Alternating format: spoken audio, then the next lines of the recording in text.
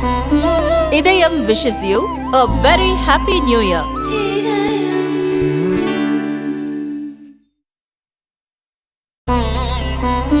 இதயம் wishes you a very happy new year.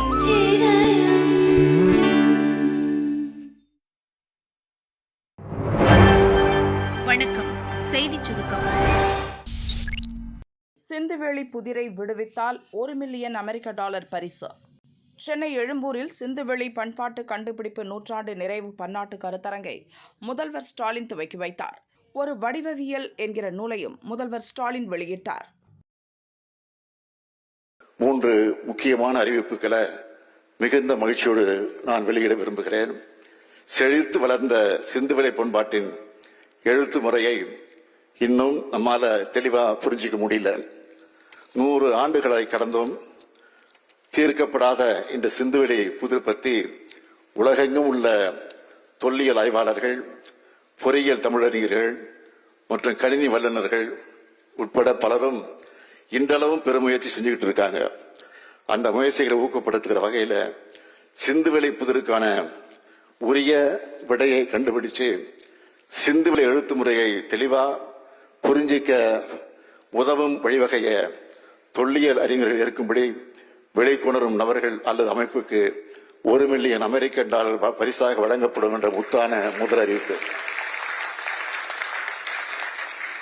சிந்துவெளி பண்பாடு குறித்து தொடர் ஆராய்ச்சிகளை தமிழ்நாடு அரசு தொல்லியல் துறையுடன் இணைந்து ரோஜா முத்தையா நூலகத்தின் சிந்துவெளி ஆராய்ச்சி மையம் மேற்கொள்ளும் கூடிய வகையில தலைசிறந்த தொல்லியல் அறிஞர் ஐராவதம் மகாதேவன் அவர்கள் பெயர்ல ஒரு ஆய்வறிக்கை அமைக்க $2 கோடி நல்கை வழங்கப்படும் என்பது 2வது அறிவிப்பு.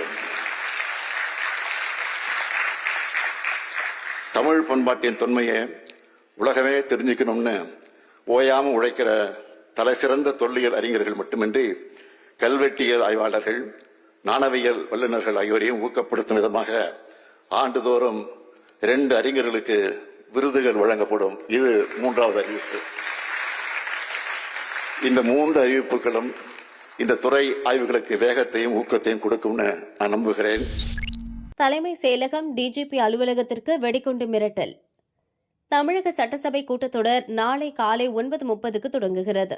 கவர்னர் உரைக்கு பின் சட்டசபை கூட்டம் எத்தனை நாட்கள் நடைபெறும் என்று அலுவல் ஆய்வுக்குழு முடிவு செய்கிறது. இந்நிலையில் இன்று தலைமை செயலகம் மற்றும் டிஜிபி அலுவலகத்திற்கு போன் மூலம் வெடிகுண்டு மிரட்டல் வந்துள்ளது. காவல் கட்டுப்பாட்டு அறைக்கு போன் மூலம் தொடர்பு கொண்ட மர்ம நபர் தலைமை செயலகம் டிஜிபி அலுவலகத்தில் வெடிகுண்டு வைக்கப்பட்டுள்ளதாக மிரட்டல் விடுத்தார். இதுகுறித்து போலீசாருக்கு தகவல் அளிக்கப்பட்டது.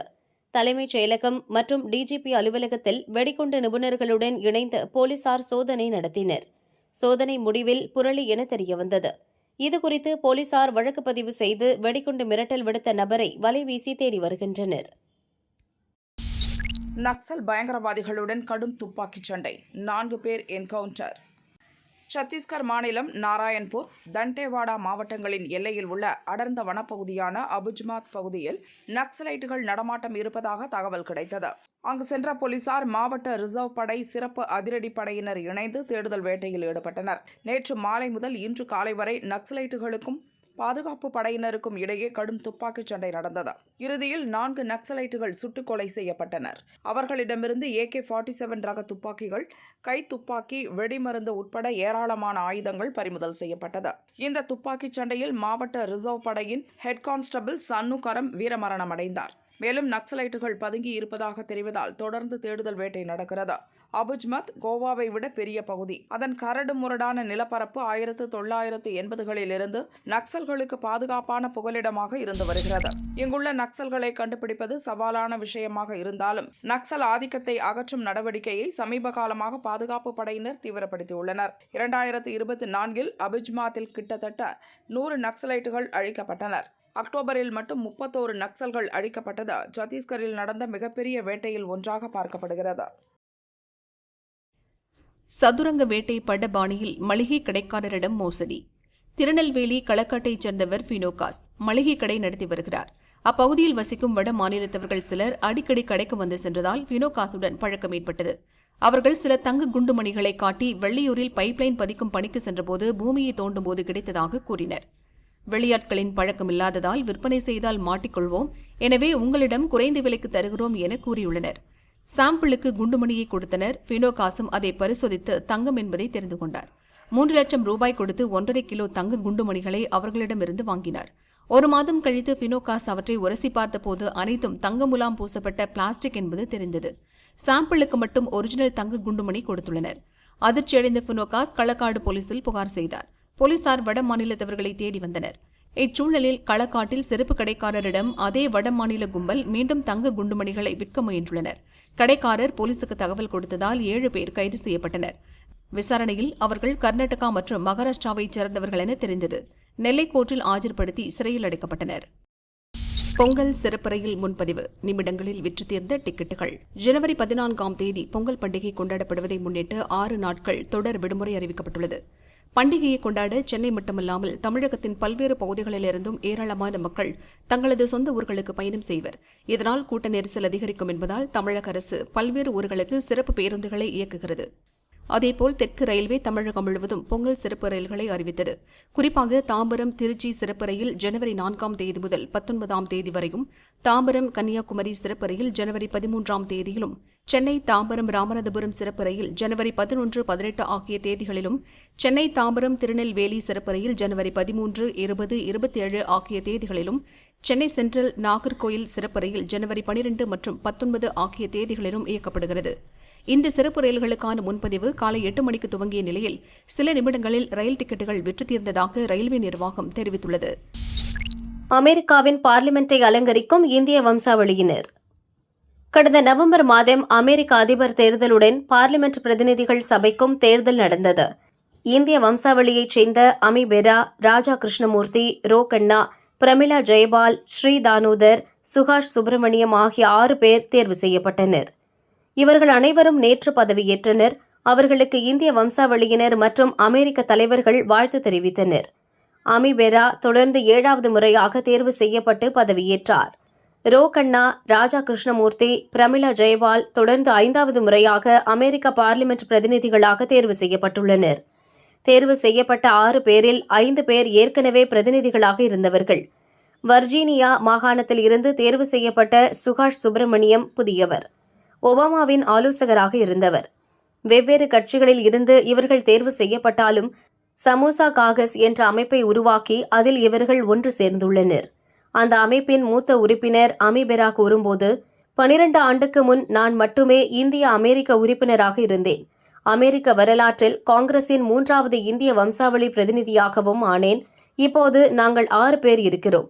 வரும் காலத்தில் இன்னும் அதிக இந்திய அமெரிக்கர்களை வரவேற்பதில் மகிழ்ச்சி அடைகிறேன் என்று கூறினார்.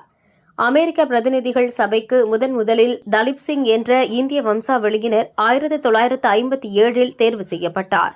தொடர்ந்து 3 முறை ஜனநாயக கட்சி பிரதிநிதியாக செயல்பட்டார். அவருக்கு பின் 2005இல் பாபி ஜிண்டால் என்பவர் லூசியானா மாகாணத்தில் இருந்து தேர்வு செய்யப்பட்டார். லூசியானா மாநில கவர்னராகவும் அவர் பொறுப்பேற்றார். அமெரிக்காவின் முதல் இந்திய அமெரிக்கர் கவர்னர் இவர்தான். 10 ஆண்டு போராட்டம். ஆஸ்திரேலியா வசமானது பார்டர் கவாஸ்கர் கோப்பை. ஆஸ்திரேலியாவில் சுற்றுப்பயணம் மேற்கொண்ட இந்திய கிரிக்கெட் அணி 5 போட்டிகள் கொண்ட பார்டர் கவாஸ்கர் கோப்பை டெஸ்ட் கிரிக்கெட் தொடரில் விளையாடியது. முதல் போட்டியில் இந்திய அணி வெற்றி பெற்ற நிலையில் 2வது டெஸ்டில் ஆஸ்திரேலிய அணி வெற்றி பெற்றது. தொடர்ந்து 3வது போட்டி மழை காரணமாக டிரா ஆனது. 4வது போட்டியில் ஆஸ்திரேலியா வெற்றி பெற்று 2-1 என்ற கணக்கில் முன்னிலை வகித்தது. இந்நிலையில் 5வது மற்றும் கடைசி டெஸ்ட் கிரிக்கெட் போட்டி சிட்னியில் நேற்று முன்தினம் துவங்கியது. இதில் டாஸ் வென்று முதலில் பேட்டிங் செய்த இந்திய அணி முதல் இன்னிங்ஸில் 185 ரன்களுக்கு ஆட்டமிழந்தது. அதனைத் தொடர்ந்து முதல் இன்னிங்ஸை தொடங்கிய ஆஸ்திரேலியா 51 ஓவர்களில் 181 ரன்களுக்கு ஆல் அவுட் ஆனது.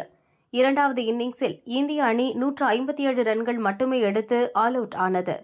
162 ரன்கள் எடுத்தால் வெற்றி என்ற இலக்குடன் 2வது இன்னிங்ஸை தொடங்கிய ஆஸ்திரேலியா 27 ஓவர்களில் 4 விக்கெட்டுகளை இழந்து 162 ரன்கள் எடுத்தது. இந்த வெற்றியின் மூலம் 5 போட்டிகள் கொண்ட பார்டர் கவாஸ்கர் கோப்பையை ஆஸ்திரேலிய அணி 3-1 என்ற கணக்கில் கைப்பற்றியது. 10 ஆண்டுகளுக்கு பிறகு ஆலன் பார்டர் கவாஸ்கர் டிராஃபியை கைப்பற்றியது ஆஸ்திரேலிய அணி. இந்த வெற்றியின் மூலம் ICC உலக டெஸ்ட் சாம்பியன்ஷிப் இறுதிப் போட்டிக்கும் ஆஸ்திரேலிய அணி முன்னேறியுள்ளது. மீனாட்சி அம்மனுக்கு தைல காப்பு உற்சவம். மதுரை மீனாட்சியம்மன் கோயிலில் மார்கழி திருவிழாவையொட்டி தைலக்காப்பு உற்சவம் நடந்தது. கோயில் எதிரே புது மண்டபத்தில் எழுந்தருளிய மீனாட்சி அம்மனுக்கு தைலக்காப்பு மற்றும் தீபாராதனை காட்டப்பட்டது. சிறப்பு அலங்காரத்தில் எழுந்தருளிய மீனாட்சி அம்மன் புது மண்டபத்திலிருந்து 4 சித்திரை வீதிகளில் வலம் வந்தார். வழிநெடுகிலும் பக்தர்கள் காத்திருந்து அம்மனை தரிசித்தனர். தைலக்காப்பு விழா 10 நாட்கள் நடைபெறும்.